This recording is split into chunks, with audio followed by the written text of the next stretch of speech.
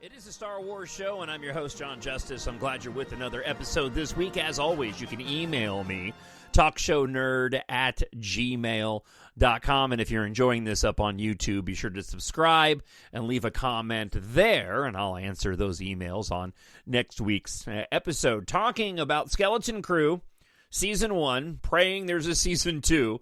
Episode 4, I Can't Say I Remember No At Attin. Now, I mentioned Season 2 is because the showrunners have talked about the potential and an idea that they already have for Season 2. Unfortunately, the show isn't doing well on the streaming services.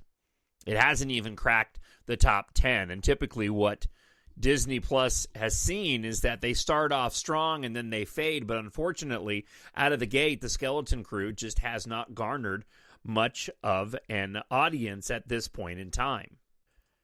And listen, this is unfortunately because, Lucasfilm and Disney has lost a lot of good fortune, not just with Star Wars, but with Disney in and of itself over the course of the past few years. And with the lack of success of their recent shows, the fact that we haven't had a theatrical release since 2019's The Rise of Skywalker, we keep hearing rumors about movies falling by the wayside, including most recently the Taika Waititi film is apparently dead in the water, and this is one that was officially announced years ago. There's a lot of casual and hardcore Star Wars fans that simply have lost faith in Disney's ability, along with Lucasfilm, to put out good content, and therefore it's not bringing people to the table. And a show like Skeleton Crew, that I absolutely adore, unfortunately doesn't have any connection in terms of the lore leading up to it to bring in those individuals who have lost some faith in Disney. The connectivity to the rest of the galaxy and the universe, there's nothing to go and say, you need to watch this because it's tied to, say, events with the end of Return of the Jedi. A lot of what we saw with the original trilogies, the lifespan of those films, based off of the quality, was the connectivity to the previous content. And when you look at what The Force Awakens did, the sequel trilogy did, despite the controversies around them, especially with The Last Jedi, there were tons of things to go and speculate on. And when you get to The Force Awakens, this is post-Return of the Jedi. What's the galaxy look like now? This is still part of the Skywalker story. Leads people through the entire arc of the trilogy. And when it comes to a show like Skeleton Crew, I was just talking with Gen Zer at the radio station I work at, and he's a Star Wars fan, but was asking me, should I watch this? I don't know. It's about kids, and he really loves Star Wars. I hope that there is a further life for Skeleton Crew, but unfortunately, its only downfall at the moment is what's come before it, and the lack of excitement leading up to it. Hopefully the good word of mouth will bring people to it. I wonder, because it is geared towards kids, if that'll still continue to be a turnoff. But I love what the show is doing in balancing the children and the intrigue and mystery of these 9 planets that we're now so focused on, which brings us to this week's episode. And I want to get into some of my theories and thoughts about where this show is going based off of what we've seen so far. We are the spark that'll light the fire that'll burn the First Order down. Now, this particular episode, I can't say I remember no At Attin, and I really have been digging the titles. They've been fun when it comes to the series. My only complaint is that the episodes are too short. I know why they're doing it, because they're trying to appeal to a younger audience and attention spans. And so they're keeping the episodes down to, about 25, 30 minutes, something more akin to what we would see on a television sitcom. Just because I'm enjoying the show so much and we're getting it on a weekly basis and we can't binge it, I find myself at the end disappointed simply because I want more. And I'm really excited for the series to conclude so that we'll be able to watch it in its entirety. And I'll continue to beat that drum of Disney Plus, please make the ability to watch each episode consecutively without having to take any breaks. That would be fantastic. Get rid of the opening credits and just let us watch it as one solid feature. Especially as I continue with another rewatch of Ahsoka. I love the episode lengths in Ahsoka, by the way, which, again, is a more grown-up adult show, but it has a longer feel in every episode, and every episode feels a little more self-contained, but what we're seeing in, apart from what we're seeing in Skeleton Crew. But again, I understand the reason why we're doing this. From the kids' perspective in this episode, it really was about these children learning about courage, overcoming their fear, and self-reliance and resilience. I was actually really taken aback by the fact, and it's probably because I don't watch younger children's programming, and I wonder how much we've gotten away from this, but in the episode, how for young kids, there was a lot of really good lessons in this. You know, the kids themselves are never in any real peril. You know, the violence and the level of concern is really pared down even for Star Wars purposes. But you look at Neil overcoming his fear, and he's such a highlight of this show. Going to be the most popular character to come out of Skeleton Crew. Probably not as popular as, say, Grogu, but still, he seems to be the clear favorite among those watching the series. But the story was really devoted to him. It was kind of Neil's episode. And watching him overcome this fear with the girl that he meets, a part of one of the warring factions, who was really enjoyable with the French accent.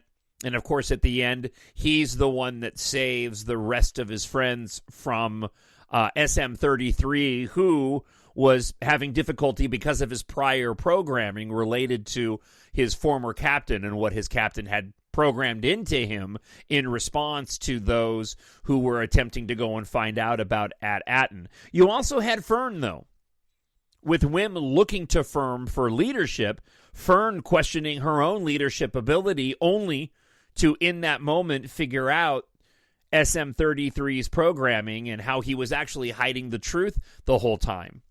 Watching the episode, when it came to the other young girl who was taking part in the adventures that Neil was so smitten with, I actually felt for a moment that she had the possibility of sort of overshadowing Fern.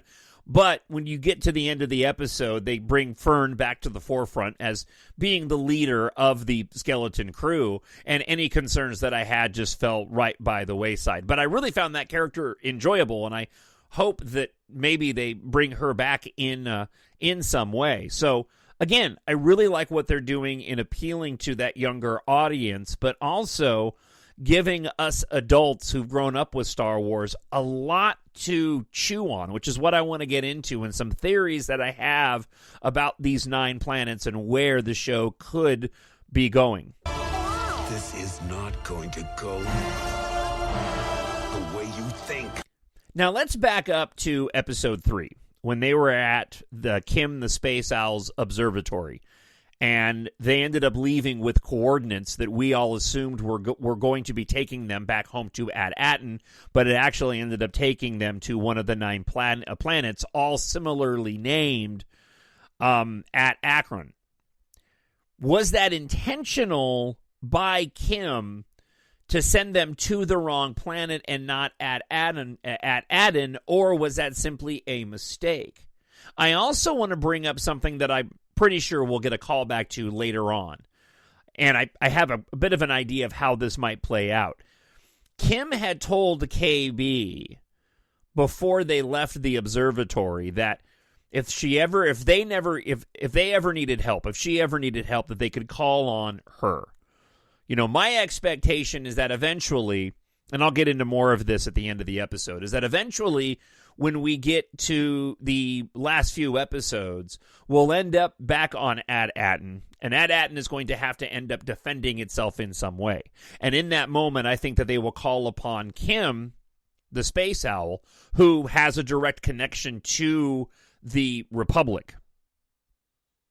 So I'll get back into more of how we end up with the battle on At Attin at the end of the series. So upon arrival at Attin to the planet, it's clear, and I noticed it immediately, that the orbital stations were damaged and out of commission.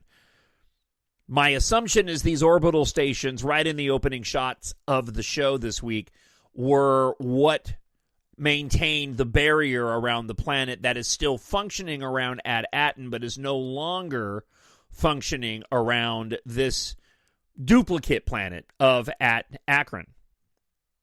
And just a quick side note on this, I kind of had a bit of an issue with the Onyx Cinder. This is the ship they're flying on. Like, I kind of liked it, but I was having some design problems with it. I didn't realize until this episode, and it's neither here nor there, but as a massive fan of the vessels in Star Wars, the cockpit is actually, it's offset to the left side of the ship and placed back more towards past the halfway marker of the top of the ship on the left-hand side. Much like the Millennium Falcon's cockpit is set off to the side of the rest of the body of the ship. I had assumed the cockpit was at the very, very front of the vessel, and it's not. It's actually set back and to the left, which is very much within the Star Wars vein. And for me personally, it really... it kind of helped with the design of that ship, which I've kind of had a difficult time sort of wrapping my head around watching the show. Because the ship design is fairly basic. It's basically just a rectangle that's got a series of thrusters on it. But now that I see where the cockpit is located at, you can see more of the intent to make sure that it fits within the Star Wars universe and is clearly an incredibly old ship. So, you get to this planet, which is a duplicate it's a carbon copy of what took place, of what was built and what we saw on At Attin, which immediately had me wondering when they talked about the great works on At Attin. The great works are a great experiment. Were these 9 planets all copies of one another, and only one of them ended up being successful in whatever it was that they were trying to accomplish? I get the sense that whatever is taking place that we're unaware of yet on At Attin, whatever At Attin's purpose is, that only a few people on At Attin are aware of what's actually going on. Like, therein lies the true enemy. There has been some speculation pointing to Fern's mom. I have difficulty with that, given that this being a kid's show and having one of the main characters' mothers be evil would be something difficult to kind of deal with. But I do get weird vibes from her, which could bring about something in the future. It's not like it's the first time that we've had a situation with parents and their children being disconnected from one another, and a parent falling to the dark side, right? So, not to say it's out of the realm of possibility, but I know a lot of people have been pointing to Fern's mother as potentially being up to no good. But we arrive on the planet, and clearly the children are confused because it looks like a dilapidated and destroyed At Attin. They begin recognizing the structures that are all very the same. As a matter of fact, they go into one of the homes, and even inside one of the homes that looks just like Fern's home, there are murals up that match that which is on At Attin, which just leads me to believe that these are all copies of one another, perhaps built one at a time and then destroyed one at a time until they ended up achieving success in whatever the great works are on At Attin. But you see this statue, the headless statue, who I'm assuming is the ruler of the planet. It's headless for a reason. My speculation is it's headless for a reason because when we find out who the ruler is, we're going to recognize who that person is. That's going to be a massive reveal, not just for the characters, but more specifically for us as viewers, and potentially tying into the Mandoverse, and I'll share with you what my speculation is coming up here in just a moment. So my question is, was this some kind of great dark side plan to create a perfect society? Because that's the vibe I get. I keep going back to Palpatine in Revenge of the Sith. After he reveals himself as Darth Sidious, and he's talking with Anakin Skywalker after he's turned to the dark side. This is right after he bestows upon him the name of Darth Vader. And he says, once more the Sith will rule the galaxy, and then we'll have peace. And then there will be peace. So were these planets, because we know that they're connected with the prequel trilogy. The kids have no knowledge that the war had taken place. So was Palpatine doing some great experiment, essentially setting up his version of a utopian world and what it would look like under Sith rule? Because again, Palpatine's idea was that there would be peace in the galaxy. Now, with that peace comes a loss of freedom, a loss of liberty. Almost like a communist society that's beholden to its government, socialized. This is, and I'm wondering if the people on At Attin are even aware of this. And whereas the other planets fell into factions, disaster, and war, At Attin was the only one that ended up actually going and working. It reminds me a lot about, it reminds me of sort of, and I'm pulling this from like The Matrix, when you find out, spoiler alert, at the end of The Matrix that there were various iterations of the Matrix, and they all failed.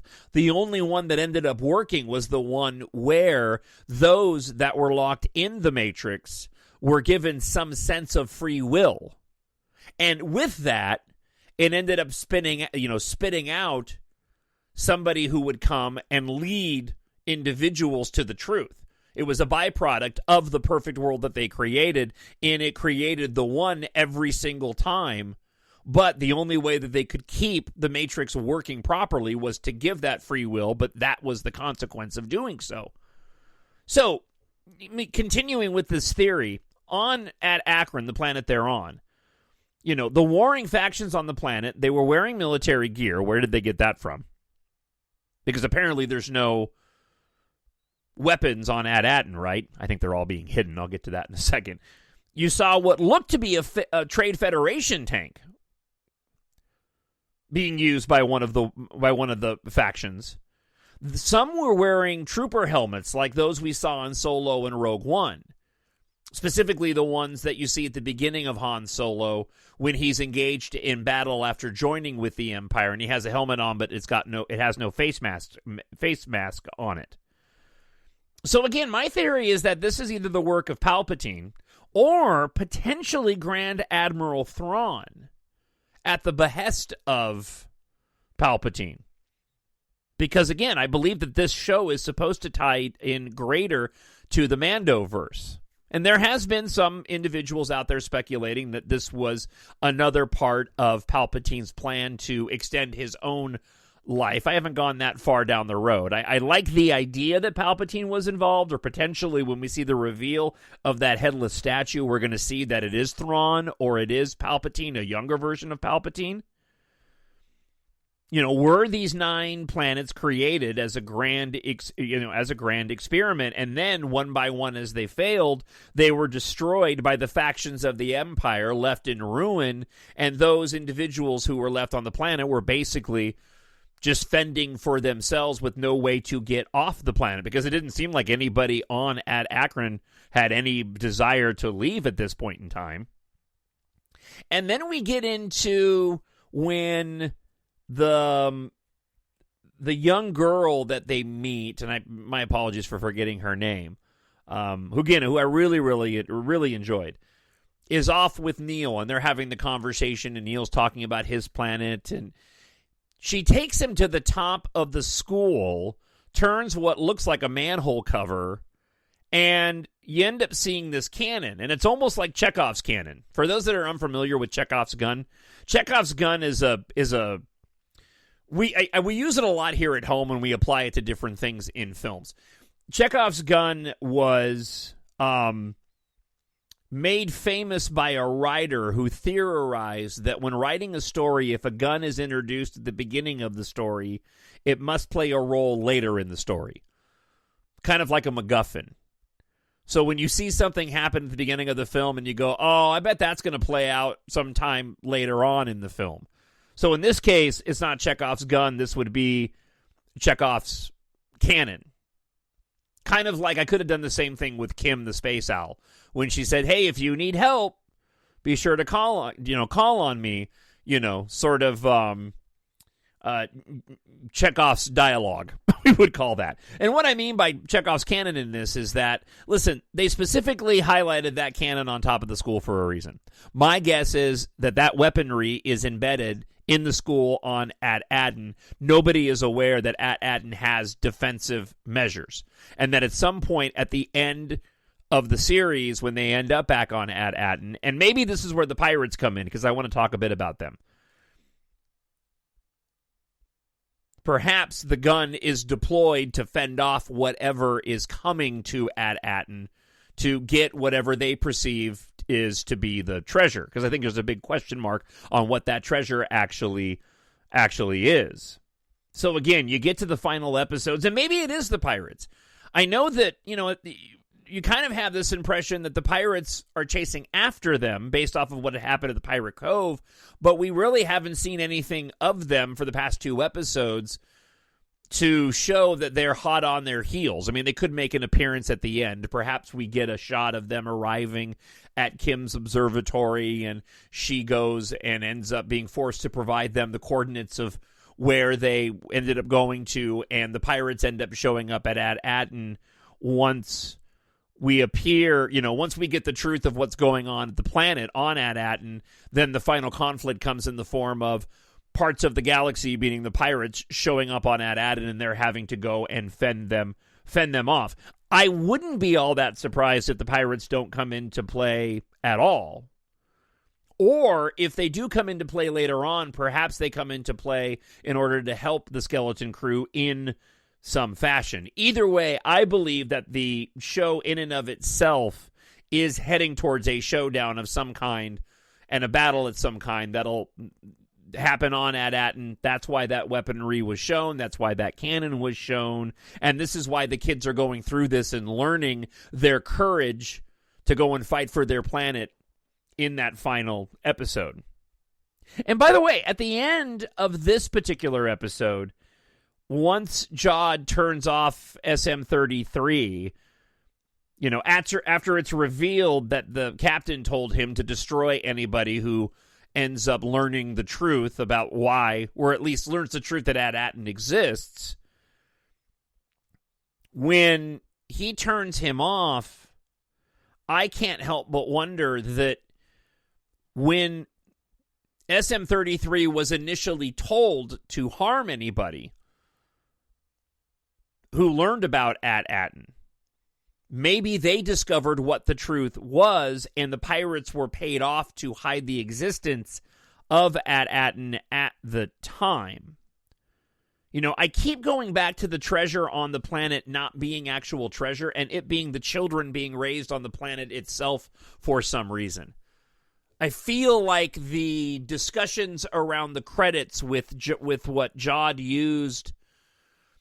Na would use to bribe the other warring faction to get the children back. And they mentions it, like, what credits did you use? And, Wim's like, did you use my credits?